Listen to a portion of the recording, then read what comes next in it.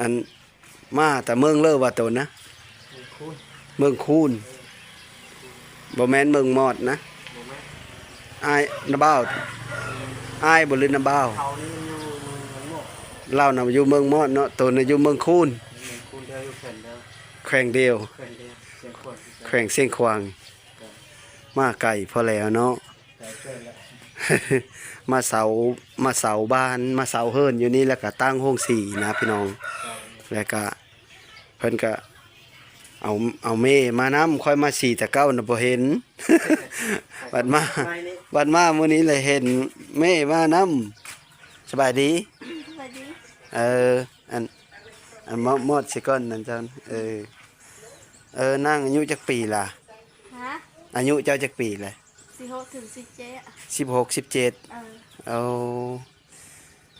อันเอากันเฮิงบ่เลิกล่ะแต่งงานแล้วบ่หรือยังแต่งงานแล้วบ่หรือยัง5 เจ้าประสูติแล้วบ่เฮ็ดดองแล้วบ่เฮ็ด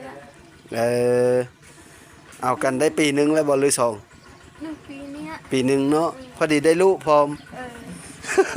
ได้ลูกก็ได้ลูกแฝดพี่น้องหั่นนะโอ้เป็นตาแพงนี่แล้วบ่อนนอนผัดอู้พานี่นะแล้วนอนยันกันแน่นี่ได้ลูกแฝดได้จะเดินแล้วนี่นะได้2 เดือนเนี้ย2 เดินโอ้ได้2 เดินพี่น้องได้2 เดินผู้เลิกเป็นผู้เลิกเป็นน้องนี่คนนี้แม่คนนี้แม่น้องโอ้ผู้หญิงหรือผู้ชายผู้หญิงถึงหมดโอ้หากก็ได้2 เดินพี่น้องเพิ่นได้ลูกสาว2 คนเลยแฝด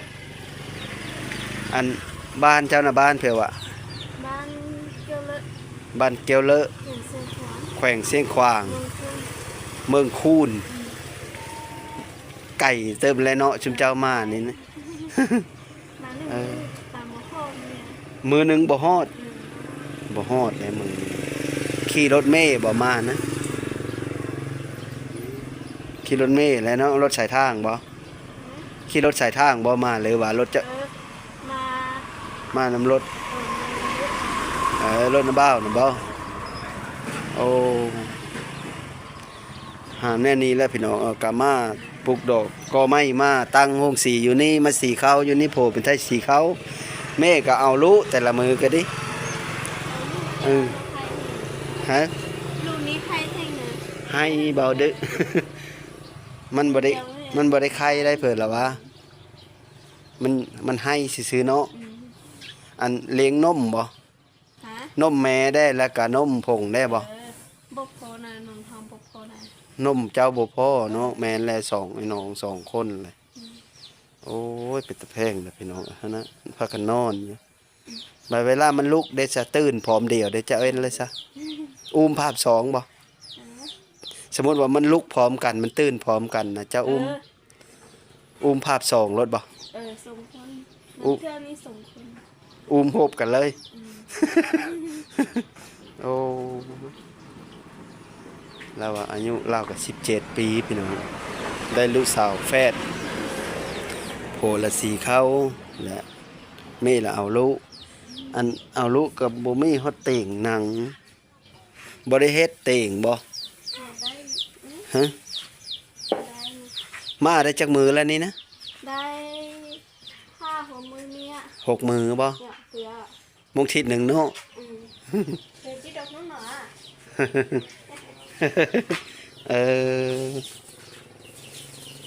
แต่แพงดิพี่น้องกินข้าวแล้วบ่มื้อนี้นะป้อนเลยอันกินแต่ข้าวบ่หรือกินนมนำทั้งนมทั้งข้าวก็กินบ่อัน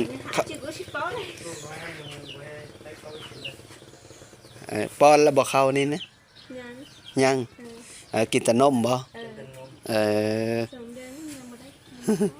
อันเว้าไปหลายเล่าก็บ่จะฮู้ภาษาเล่าลุมไปเลยเล่าเป็นคนภาษามงเนาะภาษามงบ่รู้ภาษาเพิ่น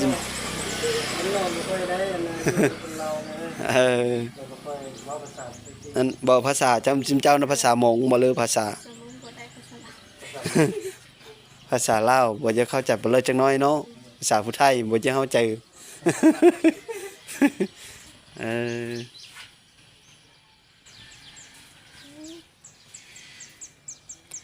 อันซุมเจ้าได้จะกินข้าวแล้วบ่มื้อนี้นะ นี่แหละ กินข้าวกินแล้ว ตัวเศร้ากินเลย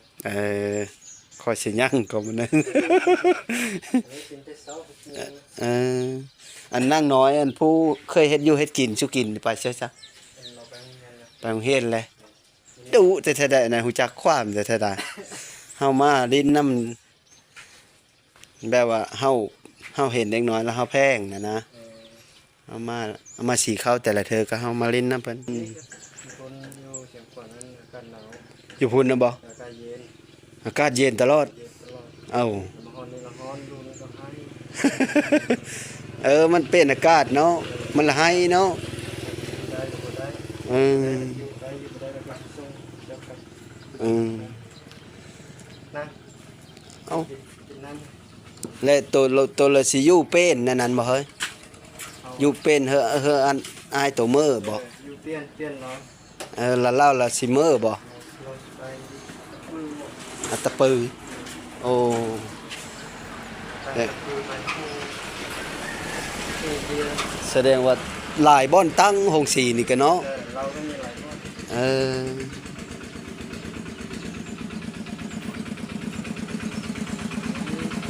ได้สเต็งแล้วเฮ้อเด้อได้เต่งบ่อนเฮอลูเฮอแม่หนังน่ะนะเฮ้ย นี่เราอยู่ซื้อเกม เออ ซื้อเกมมาสร้างที่นี่นะให้สองคนได้นอน พอได้นั่น นี่อยู่สี่ได้ จักมีบ่อนเขาขายอยู่บ้านนี่เขาเฮ็ดเนี่ยนะ มีหากก็มาบุกว่าเขาต้องมีขาย อืม มี คันแม่นว่าอันนั้นก็จ้างเขาก็ได้คันแม่น ถ้ามีคนสร้างเราจะจ้างของ จ้างเขาเฮ็ดเฮาก็ได้เขาอยู่บ้านนปอดจะมีอยู่บ้านนปอดจะ1,000 1,000ได้หน่อยหนึง1,000อยู่บ้านนปอดเตียงตึงตึกจะนี่คันประชาก็เฮาไปหาไม้ไผบ้านมาฉาบฟ้าก็ได้เนาะ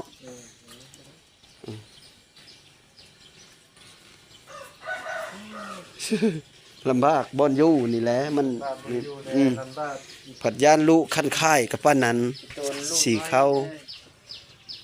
สีข้าว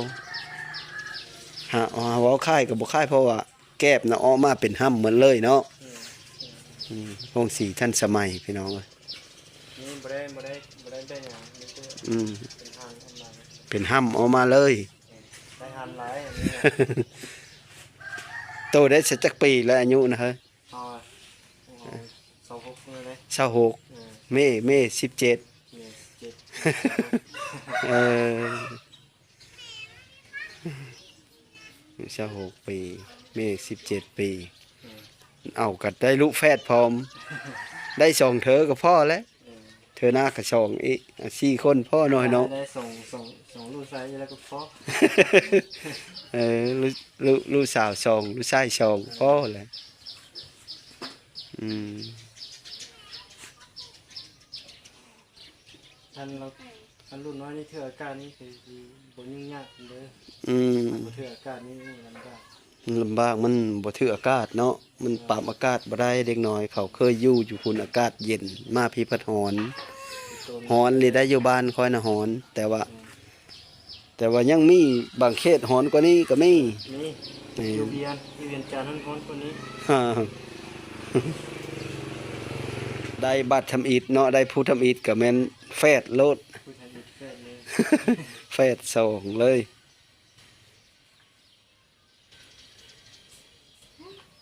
อืม นั่ง ฮะ นั่งนี่ลมเดียวกันนั่งนี่ลมเดียวกันนั่งนี่ โอ้ไปหน้าระบอนี่เป็นตาได้อันนั้นอันนี้อยู่เนาะนี่เสีย3 อันเลย ฝ่ายพ่อได้กินไปที่เดียว พอได้กินจะได้นี่ได้ งูเลยเนาะสลิงูสลิงงูสิงเชอแล้วพี่น้องแล้วก็หนูพร้อมเพิ่นเรามาพาน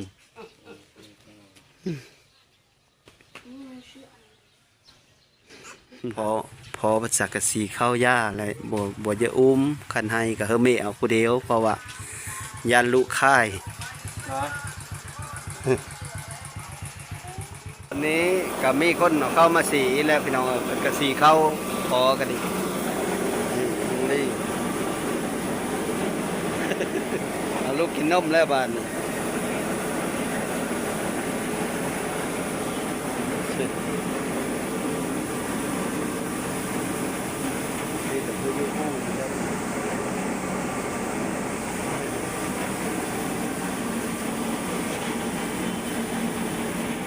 แล้วเราก็เอาลูกอยู่พี่น้อง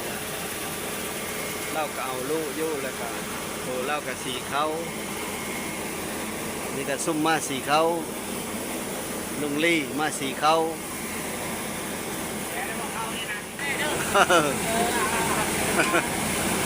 คอยยังไม่ทันได้มือยังน้อย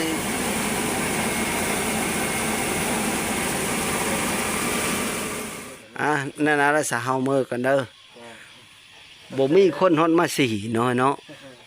ปัจจัยที่มาสีนานเลย มือหนึงจักชอบแต่ละมือนะพอได้สีนะ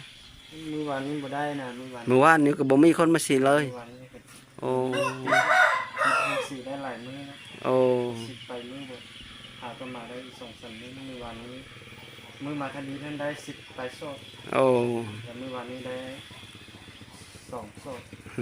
บอกคันตัวอยู่ประจำก็สิมีคนมาสีอยู่ดอกเขาเห็นเปิดห้องสีเลยๆนะครับ นี่ก็ มีอยู่ดอกผู้มา มา สี นี่เราสิเปิดตลอดนี่แหละบ่ได้ เอ แต่ อแม่นคันว่าเจ้าโตอันนั้นก็เฮาเน้นหนักนำแต่จะได้เตีงมานี่แหละเฮ็ดให้เลิศเนาะจังได้เตีงเออ ได้การเตรียมช่วงนี้ อืม ต่อการบ่นอนก่อนวัน คันว่าเชิญน่ะจะโตละไปบ่จะไปตัดไหมอยู่เฮือนเฮา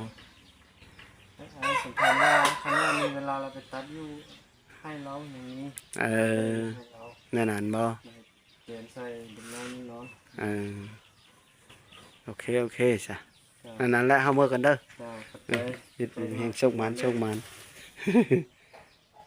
นั่นเลิกว่าชื่อตนนะ ชื่อฝือ ฟื้อ จ้า เอาแพงขวัญเฮานะ เป็นข่าว แม่น ยินดีนะยินดีจากคน เลยตอนนี้คอยกลับมาฮอดเฮิร์นแล้วพี่น้องเอ้ยเนื่องจากไปสีเข้าเมื่อเสาร์นี้ อยู่ห้องสียุทธบาลกุดหินนี่แหละก็มีอันน้องเพิ่นมาแต่เมืองคูนพุ่นพี่น้อง มาสีเข้ายุทธบาลนี่ก็บ่ได้สีดีปะเลอมือละ2-3ชอบจักเอาใจซอยได้อพี่น้องข้อกำบ่จักคำสิเว้ามามือทำอีกได้10ได้40ชอบ อันมาสีเขานำอายนะผัดได้ลูกแฝดเมเพิ่นผัดได้ลูกแฝดเลี้ยงลูกน้อยพร้อมผัดอันสีเข้ากับบุซูได้สีปลาเลอร์แล้วยังยุ่งยากเบิ่งเขากันดิหนึ่งมากกับบุคุ้นเคยได้สักกะมาได้ทิศหนึ่งมาแต่เมืองคูนพุ่นพี่น้องแขวงเส้นขวาง เพื่อสิมาฮอดสวรรค์ลูกแฝดลูกกสักได้ช่องเดิน มาฮอนนี้ก็สุดท้ายก็ขอขอบอกขอบใจน้ำพ่อแม่พี่น้องเด้อที่หามาติดตามรับชมและกับเพื่อนๆทั้งหลายก็ขออยู่ดีมีแห้งโชคขึ้นมาเทอลำหัวโลยสุขุสุขคนสบายดี